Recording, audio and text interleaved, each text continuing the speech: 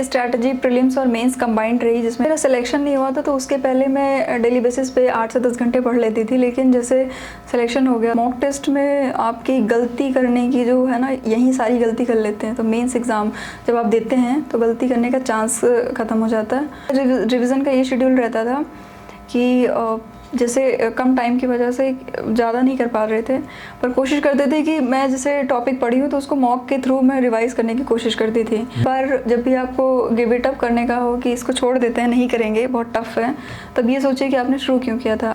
Hello everyone, welcome to student. So हमारे साथ है प्रतीक्षा त्रिपाठी मैम, जिनका 20 रैंक के साथ एसडीएम के पोस्ट पर यूपीपीसीएस का जो रिजल्ट है उसमें सिलेक्शन हुआ है। सो आज हम मैम की जर्नी जानेंगे, स्ट्रेटजी जानेंगे, बुक लिस्ट जानेंगे। सो अभी तक आपने चैनल को सब्सक्राइब नहीं किया तो चैनल को सब्सक्राइब कर लीजिए, इस वीडियो को लाइक करिए। आप अपना नाम और एजुकेशन बैकग्राउंड बताइए। मेरा नाम प्रतीक्षा त्रिपाठी है, मैं सीतापुर डिस्ट्रिक्ट की रहने वाली हूँ। मैंने बीएससी और एमएससी किया हुआ है, उसके बाद मैंने एमए सोशियोलॉजी में किया हुआ है। उसके बाद मेरा selection range forest officer 2020 batch में हुआ। वहाँ मैं ट्रेनिंग कर रही हूँ हिमाचल प्रदेश फॉरेस्ट एकेडमी में, और वहीं पे पढ़ाई करते करते मेरा एसडीएम पद पे सिलेक्शन हुआ है। ओके, सो ये सिविल सर्विसेज की बात करें या फिर यूपीएससी की, तो कब से तैयारी करना आपने स्टार्ट किया था? सर मैंने फुल प्लेस तैयारी 2018 से करना शुरुआत किया था। जब मैंने अपना एमएससी कंप्लीट कर लिया था, उसके बाद मैं पूरी तरह से इस प्रिपरेशन में लग गई थी। सो जैसे कि मैम आपने अभी बताया कि आप फुल फ्लेज तैयारी करना स्टार्ट कर दिए, तो स्टार्टिंग में आपको क्या समस्या आई या फिर कैसे स्टार्ट किया आपने प्रिपरेशन को? सर स्टार्टिंग में समस्या ये रहती है कि बहुत सारा सिलेबस है, बुक लिस्ट इतनी सारी रहती हैं, उसमें चूज़ करना कि आपके लिए क्या वर्क कर रहा है क्या नहीं वर्क कर रहा है, ये बहुत रहता है कि कौन सी बुक पढ़नी चाहिए कौन सी नहीं पढ़नी चाहिए। इन सब से रिलेटेड मुझे इशू आए थे। ओके, सो स्ट्रैटेजी की अगर बात करें तो इसके पहले मैं आपसे जानना चाहूँगा कि आपका रिएक्शन क्या था एसडीएम, क्योंकि मैम अपने आप में हर स्टूडेंट को सपना होता है, क्योंकि अगर यूपीएससी भी क्रैक करते हैं तो पहले उनको एसडीएम की ही सर्विस मिलती है। सर सबसे पहला रिएक्शन तो ये था कि मतलब बहुत ही ओवरवेलमिंग रिएक्शन था जी। कि ये एक सपना सच होने जैसा था। और मेरा सिलेक्शन पहले हो चुका था, तो जॉब सिक्योरिटी थी मेरे पास, और इस रिज़ल्ट में मुझे लग रहा था कि इससे सिलेक्शन हो जाएगा। पर एसडीएम के पद पे सिलेक्शन होना और पीसीएस मेंस इंटरव्यू के चक्रव्यूह से बाहर निकलना अपने आप में बहुत ही सुखद घटना थी। ओके, सो ये आपका कौन सा अटेम्प्ट था और मीडियम क्या है मैम आपका? मेरा मीडियम इंग्लिश मीडियम है, और ये मेरा ओवरऑल 4th अटेम्प्ट था यूपीपीसीएस में। 4th अटेम्प्ट है। ओके मैम, सो स्ट्रैटेजी की अगर हम बात करें तो स्ट्रैटेजी बताइए क्या रही आपकी? सर मेरी स्ट्रैटेजी प्रीलिम्स और मेंस कंबाइंड रही, जिसमें दोनों को मिला करके पढ़ने का रहा। इसमें प्रीलिम्स जब जैसे बहुत पास में आ जाता, लगभग 50 से 60 दिन के पहले मैंने मेंस पढ़ना एक बंद कर दिया, और उसमें प्रीलिम्स का मैंने पढ़ाई की। और उसके बाद जब प्रीलिम्स का हो गया एग्ज़ाम, फिर मैंने प्रॉपर मॉक लिखना शुरू किया। प्रीलिम्स में भी मैंने बहुत सारे टेस्ट पेपर लगाए, जिससे मेरी एलिमिनेशन मेथड या फिर गलती करने का स्कोर थोड़ा कम होता रहा, मार्क्स उतरते रहे। और मेंस में मैंने बहुत सारी आंसर राइटिंग की, लगभग 70 से 77 टेस्ट मैंने लिखे हैं। डेली बेसिस पे मैं 7 क्वेश्चन लिखती थी।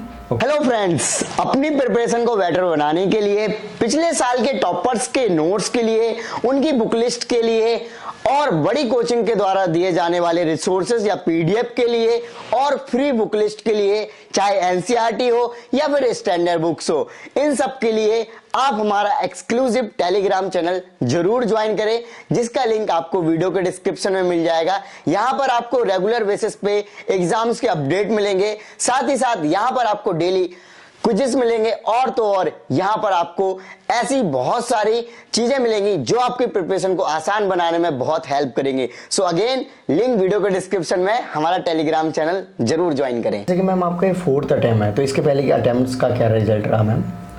सर 2018 में मेरा पहला अटेम्प्ट था, उसमें प्रीलिम्स क्लियर किया, मेंस नहीं हो पाया।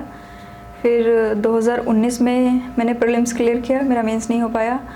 फिर 20 में मैंने प्रीलिम्स क्लियर किया, मेंस क्लियर किया, मैंने इंटरव्यू दिया।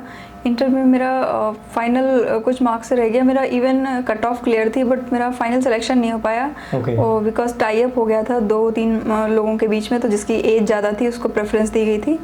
और इस अटैम्प्ट में मुझे फाइनली सक्सेस मिली। और इसके पहले 2020 में मैंने पीसीएस के थ्रू चुना जाता है जो रेंज फॉरेस्ट ऑफिसर, उसमें सफलता निश्चित तौर पर प्राप्त की थी। राइट मैम, ऑप्शनल क्या रखा और आपने? मेरा ऑप्शनल सोशियोलॉजी है। सोशियोलॉजी आपको क्या लगता है कि आपको फाइनली सक्सेस दिलाने में कितना हेल्प किया? सर सोशियोलॉजी बहुत ज़्यादा हेल्पफुल रहा है, और सोशियोलॉजी में मेरे मेंटर रहे हैं कुमार अमित सर, उनके नोट से मुझे बहुत हेल्प मिली। और सोशियोलॉजी में मुझे नो डाउट हमेशा से अच्छे मार्क्स रहे, और इस बार का जो रिज़ल्ट है उसमें मुझे नो डाउट विश्वास है कि सोशियोलॉजी ने बहुत बड़ा योगदान किया है। Okay, so ma'am last time जब आपके फाइनल सिलेक्शन नहीं हो रही थी और इस बार जब आपके फाइनल सिलेक्शन हुए तो क्या इम्प्रूवमेंट हुई, मतलब कौन से एरियाज आपको वीक लगे जिस पे आपने काम किया और डेफिनेटली उनमें इम्प्रूवमेंट हुई हो? सर मेरा इस बार एक तो मेंस का था कि मैंने बहुत सारी आंसर राइटिंग की थी, उसमें मेक आईएएस की मैंने आंसर राइटिंग यूज़ की थी, जिसमें उनका मैंने कोर्स लिया था, उसको मैं डेली बेसिस पे लिखती थी। उनका एक डेली आंसर राइटिंग का कोर्स होता है, हर दिन 6 से 7 क्वेश्चन देते हैं, आपको लिख करके उसे सबमिट करना होता है, और उसका इवैल्यूएशन आ जाता है 2-3 दिन में। मैंने वो किया था। पिछली बार जो मैं नहीं कर पाई थी, इस वजह से मेरे जीएस में इस बार नंबर बढ़े हैं। और सोशियोलॉजी में थोड़ा सा इम्प्रूवमेंट किया था कि जैसे मैंने थिंकर्स के नाम कोट करना या फिर एग्जांपल्स कोट करना, रिसेंट का डेटा, पेपर 1 और पेपर 2 को कंबाइंडली पेपर में इंक्लूड करना, theory along with practical things, तो इससे मेरा इम्प्रूवमेंट हुआ इस बार। ओके, सो मैम जैसे कि जीएस के सब्जेक्ट्स हो गए और बाकी और भी जैसे कि सीसेट वगैरह में भी होते हैं, इंग्लिश और रीजनिंग वगैरह, मैथ्स हो गई, तो मैम आपको क्या लगता है कि आपके सबसे ज़्यादा हार्ड सब्जेक्ट कौन से रहे इसमें? सर मेरे लिए हिस्ट्री हमेशा से एक हार्ड सब्जेक्ट रहा है, क्योंकि उसमें बहुत फैक्ट रहता है, मुझे हिस्ट्री याद नहीं हो पाता। लेकिन अगर ओवरऑल देखें तो हिस्ट्री के चूँकि मार्क्स कम आते हैं, जैसे उसमें क्वेश्चन आते हैं, मॉडर्न हिस्ट्री मेरे कवर हो जाती है, बट एंशिएंट और मेडिवल से मुझे थोड़ा मेरा वीक रहा है हमेशा से। Right ma'am. सो मैम जैसे कि आंसर राइटिंग अब जब करते थे आप, तो आंसर राइटिंग करते हुए किन किन चीज़ों का आप ध्यान रखते थे? आंसर राइटिंग करते वक्त सबसे पहले तो क्या पूछा गया है उसी का जवाब देना है। दूसरे नंबर पे कितना क्वेश्चन पूछ रहा है, 125 उसमें वर्ड्स का लिखना है, 150 वर्ड्स का लिखना है, वर्ड रिक्वायरमेंट, वर्ड से बियॉन्ड नहीं जाना है। तीसरा कि पॉइंट वाइज लिखना है, थोड़ा प्रेजेंटेशन होना चाहिए आपका अच्छा, जिसमें आप मैप्स यूज़ कर सकते हो, ग्राफ्स यूज़ कर सकते हो, फिर डेटा यूज़ कर सकते हो। मैंने एक अपनी डेटा बुक बनाई थी, उसमें मैंने सारे डेटा कंपाइल किए थे ताकि लास्ट टाइम में मैं करूं। और मुझे जो मैंने मेक आईएएस ज्वाइन किया था तो उससे मुझे काफ़ी जो पॉजिटिव फीडबैक मिलता था, तो हर बार मैंने उसको धीरे धीरे इम्प्रूव किया, और जिससे मेरा मेंस काफ़ी स्ट्रांग हो गया था। ओके, सो एवरेज आपका क्या शेड्यूल रहता था या फिर कितने घंटे आप पढ़ते थे मैम? जब मेरा सिलेक्शन नहीं हुआ था तो उसके पहले मैं डेली बेसिस पे 8 से 10 घंटे पढ़ लेती थी, लेकिन जैसे सिलेक्शन हो गया तो उसके बाद ट्रेनिंग कर रहे हैं। ट्रेनिंग में सुबह के 5 बजे से लेकर के शाम के 8 बजे तक बहुत ही रिगरस शेड्यूल रहता है, तो टाइम नहीं मिलता। बट ये कि सैटरडे संडे रहते हैं तो उसमें मैं कोशिश करती थी मैं पढूं, और जैसे डेली बेसिस पे है तो 3 से 4 घंटे में निकाल देती। एक चीज़ मैंने जो पूरे ट्रेनिंग के पीरियड में जब मैंने पढ़ाई की तो मैंने इंश्योर किया है कि मेरी कंटिन्यूटी किसी भी लेवल पे ब्रेक ना हो। मैं भले ही 1 घंटा पढूं लेकिन मैं डेली पढूं, तो उस वजह से क्या रहा कि मेरा रिदम बना रहा। ओके, सो मॉक टेस्ट आपने दिए, तो मॉक टेस्ट आपको कितने इंपॉर्टेंट लगते हैं और मॉक टेस्ट स्टूडेंट्स को कब देने चाहिए? मॉक टेस्ट सर जैसे प्रीलिम्स के और मेंस के दोनों बेसिस पे आपको देने चाहिए। बहुत ही ज़्यादा इंपॉर्टेंस है, यही वो चीज़ होती है जहाँ पे आप एक्चुअल एग्ज़ाम को समझने का कोशिश करते हैं। मॉक टेस्ट में आपकी गलती करने की जो है ना, यही सारी गलती कर लेते हैं, तो मेंस एग्ज़ाम जब आप देते हैं तो गलती करने का चांस ख़त्म हो जाता है।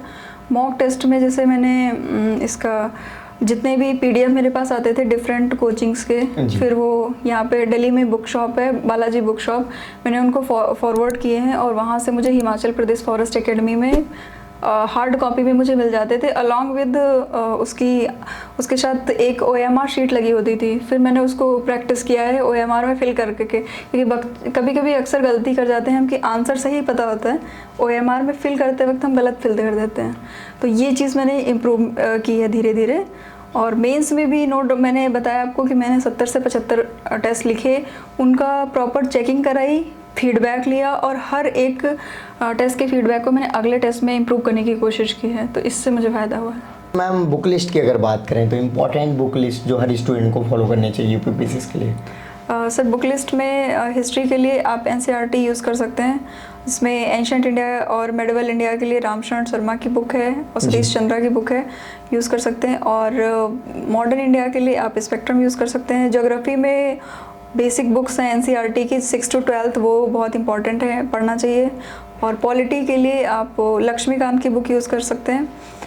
शंकर IAS इन्वायरमेंट के लिए, और बाकी जो सब्जेक्ट्स हैं जैसे सोसाइटी है या फिर IR की गवर्नेंस के टॉपिक, इंटरनल सिक्योरिटी के टॉपिक्स या फिर साइंस एंड टेक के टॉपिक्स, इकोनॉमी है, ये सब आप करंट अफेयर, यूनियन बजट और सर्वे, स्टेट का जो बजट आता है, इन सब से कवर कर सकते हैं। और एथिक्स के लिए लेक्सिकन बुक भी अच्छी है, पर मैंने वो पढ़ी नहीं थी क्योंकि वो बहुत मोटी बुक है।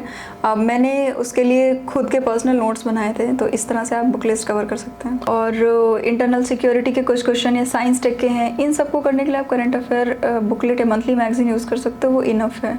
ओके, सो मैम जैसे कि स्ट्रेटजी की हम नॉर्मली बात करते हैं, तो आपको क्या लगता है कि एक्चुअल में स्ट्रेटजी काम आती है प्रिपरेशन के लिए? हाँ बिल्कुल। या फिर जैसे किसी के द्वारा बताई गई स्ट्रेटजी काम आती है, खुद का एनालिसिस करेंगे आप? अगर आप बिगिनर हो तो आपको दूसरे की स्ट्रैटेजी काम आती है, बस उस पॉइंट तक जब तक आप खुद ना समझ जाओ कि आपके लिए क्या सूट करता है। लेकिन अगर आप 1-2 साल इस फील्ड में गुजार दिए हो तो मेक योर ओन स्ट्रैटेजी और फिर वही रखो। कोई आकर के क्या कह रहा है उस पर मत जाइए, अपना रखिए, क्योंकि आप अपने तरीके से पढ़ाई कर रहे हैं। Okay, right. मैम रिवीजन कैसे करते थे, या फिर रिवीजन का क्या शेड्यूल होता था? सर मैं आपको बताऊँ, revision is the key for the exam. अगर आप रिवीजन नहीं कर रहे हैं तो आप समझ लीजिए जो भी पढ़ रहे हैं वो सब व्यर्थ है। और मेरा रिवीजन का ये शेड्यूल रहता था कि जैसे कम टाइम की वजह से ज़्यादा नहीं कर पा रहे थे, पर कोशिश करते थे कि मैं जैसे टॉपिक पढ़ी हूँ तो उसको मॉक के थ्रू मैं रिवाइज़ करने की कोशिश करती थी। और फिर मॉक के जो जैसे एनालिसिस होती है हर मॉक के बाद, उस एनालिसिस को पढ़ के फिर से मैं सोचूं कि मैंने क्या क्वेश्चन गलत कर दिए हैं, तो बार बार रिवीजन। और मैंने शॉर्ट नोट बहुत बनाए थे, छोटे छोटे। मैंने डिजिटल नोट्स भी बनाए थे, तो जब भी कभी ट्रैवल कर रहे होते हैं या फिर कहीं भी होते हैं तो मैं अपनी कंटिन्यू वो रिवीजन चालू रहता था। राइट। सो मैम जैसे आपके पहले स्टार्टिंग के जो अटैम्प्ट से उसमें सिलेक्शन नहीं हुआ, तो ऑब्वियस सी बात है कि डिमोटिवेशन भी होता है। तो मैम इसको ओवरकम कैसे किया, क्योंकि स्टूडेंट्स यहीं पर लैग कर जाते हैं कि हमारा सिलेक्शन नहीं होगा, शायद हम इसके लिए नहीं बने हैं, या फिर हमसे हो नहीं पाएगा इस तरीके से?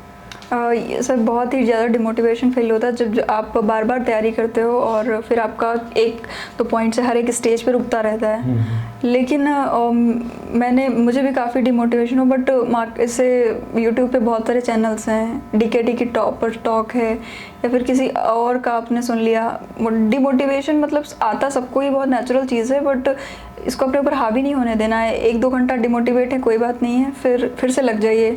और हर बार जब भी आपको गिव इट अप करने का हो कि इसको छोड़ देते हैं, नहीं करेंगे, बहुत टफ है, तब ये सोचिए कि आपने शुरू क्यों किया था। अगर आपने शुरू किया है, 2 साल इसको दिए हैं, तो अगर आप छोड़ देंगे तो आपके वो 2 साल बर्बाद हो गए, पैसा भी, एनर्जी भी, टाइम भी।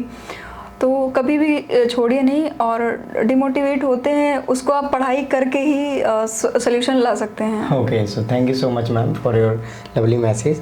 सो फ्रेंड्स, आपने देखा कि मैम ने अपनी जर्नी शेयर करी। सो आई होप कि आपको वीडियो अच्छी लगी हुई, तो इस वीडियो को लाइक करें। अभी तक आपने चैनल को सब्सक्राइब नहीं किया तो चैनल को सब्सक्राइब कर लीजिए। जय हिंद।